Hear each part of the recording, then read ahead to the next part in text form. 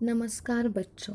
आज हम सीखेंगे जयशंकर प्रसाद द्वारा लिखी भारत महिमा इस कविता का अध्ययन करेंगे। पिछले भाग में हमने देखा है इन कविताओं का आशय। उनका आशय मैं आज संक्षिप्त में बताती हूँ। देखिए, पिछले भाग में हमने क्या देखा था। विजय केवल लोहे की नहीं, धर्म की रही धरा पर धूम। भिक्षु होकर रहते सम्राट, दया दिखलाते घर घर घूम। गौरी को दिया दया का दान, चीन को मिली धर्म की दृष्टि। मिला था स्वर्ण भूमि को रत्न, शील की सिंहल को भी सृष्टि। किसी का हमने छीना नहीं, प्रकृति का रहा पालना यही। हमारी जन्म भूमि की यही, कहीं से हम आए थे नहीं। और आगे की 4 पंक्तियों भी देखी थी, वह देखिए।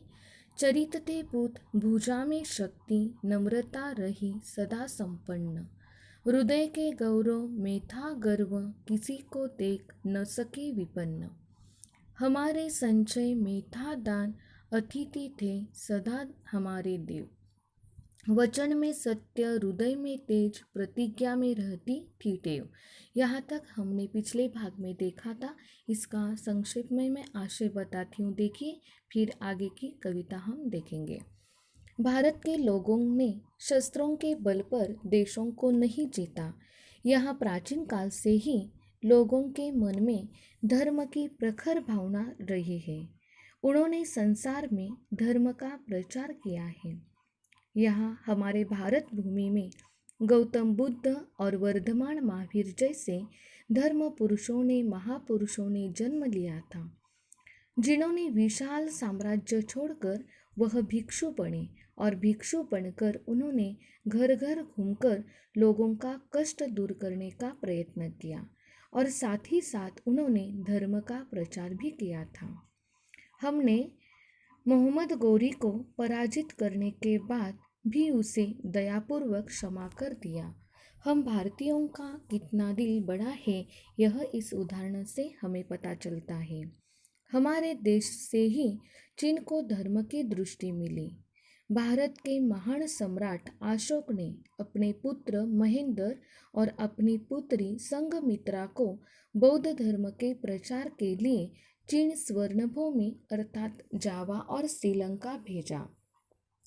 उन दोनों ने, संघमित्रा और महेंद्र ने, श्रीलंका जाकर पंचशील तत्वों का सिद्धांत लोगों को पढ़ाया। पंचशील तत्व यानी कि सत्य, अहिंसा, अस्तेय, अपरिग्रह, ब्रह्मचर्य, इनकी उन्होंने लोगों को शिकवन दे दी। भारतवासियों ने कभी किसी की संपत्ति या किसी का राज्य छीनने का कभी प्रयास नहीं किया है। हमें प्रकृति ने मुक्त हस्त से सभी चीज़ें प्रदान की है। हमारी जो भारत भूमि है वह शस्य श्यामल है।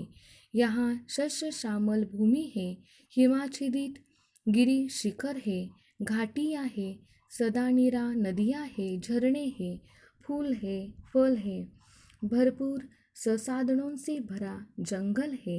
यह सब हमारे भारत भूमि को निसर्ग ने, प्रकृति ने मुक्त हस्त से प्रदान किया है।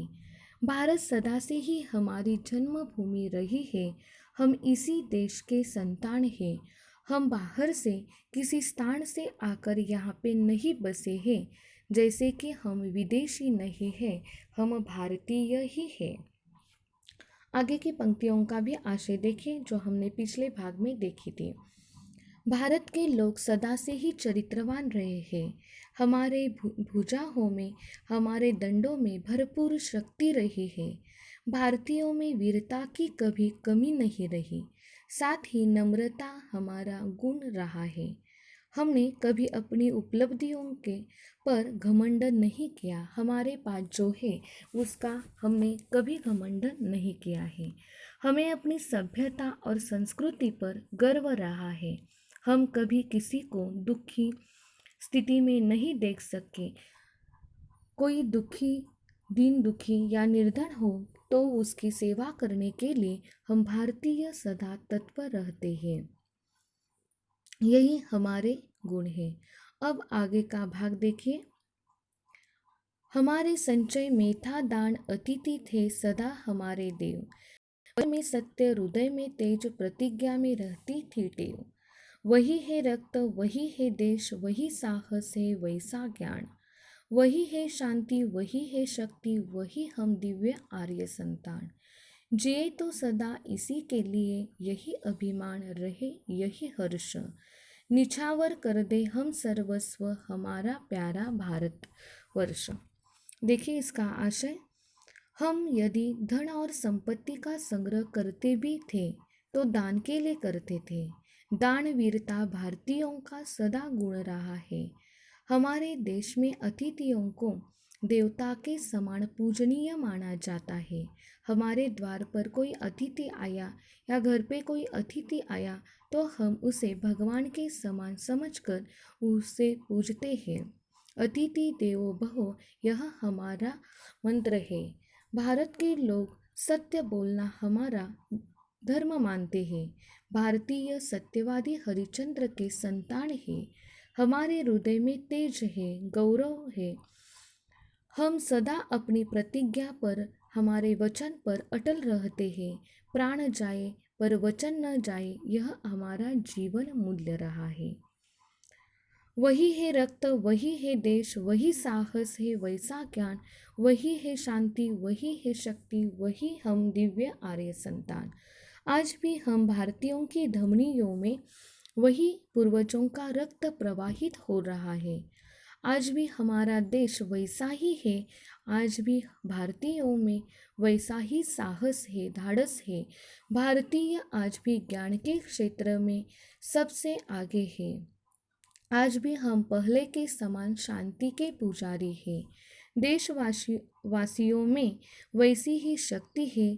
हम उन्हीं आर्य के दिव्य संतान हैं। फिर एक बार देखिए इसका आशय, आज भी हम भारतीयों की धमनियों में उन्हीं पूर्वजों का रक्त प्रवाहित रहा है।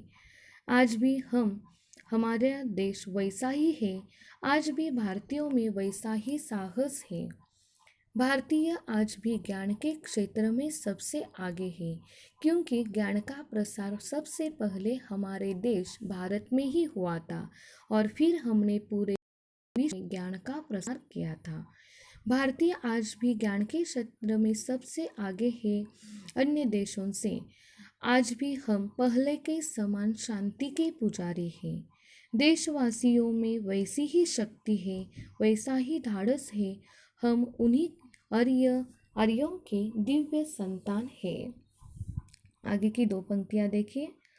जिए तो सदा इसी के लिए, यही अभिमान रहे यही हर्ष।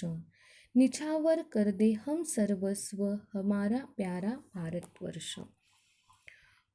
हम जब तक जिए इसी देश के लिए जिए। हमें इसकी सभ्यता और संस्कृति पर अभिमान है और हर्ष भी है। हमने इसी भूमि पर जन्म लिया है। हमारा प्यारा भारतवर्ष है। यदि कभी आवश्यकता पड़े तो इसके लिए हम अपना सर्वस्व भी निछावर कर दें। देखिए और एक बार आशय, हम जब तक जिए इसी देश के लिए जिए। हमें इसकी सभ्यता और संस्कृति पर अभिमान रहा है, हर्ष रहा है। हमने इस भूमि पर जन्म लिया है। यह हमारा प्यारा भारतवर्ष है। यदि कभी आवश्यकता पड़े तो हम अपने देश के लिए अपना सर्वस्व निछावर करने के लिए हमेशा तत्पर रहेंगे।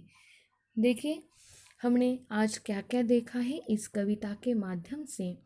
प्रकृति ने हमारे देश भारत की रचना बड़े प्यार से की है।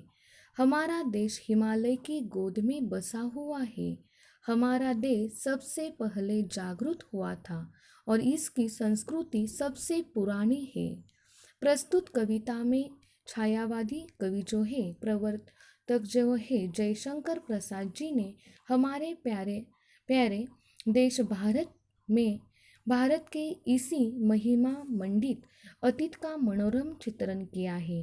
कवि की आकांक्षा है कि कवि की इच्छा है हमें सदैव अपने देश पर, इसकी सभ्यता और संस्कृति पर गर्व करना चाहिए। आवश्यकता पड़ने पर हमें देश के लिए अपना सर्वस्व निछावर करने के लिए हमेशा तत्पर रहना चाहिए। यह इस कविता से हमें संदेश मिलता है।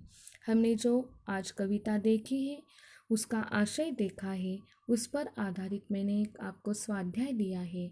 वह स्वाध्याय आपको छुड़ाना है और आपके जो एडमिन है उनके नंबर पर आपको सेंड करना है।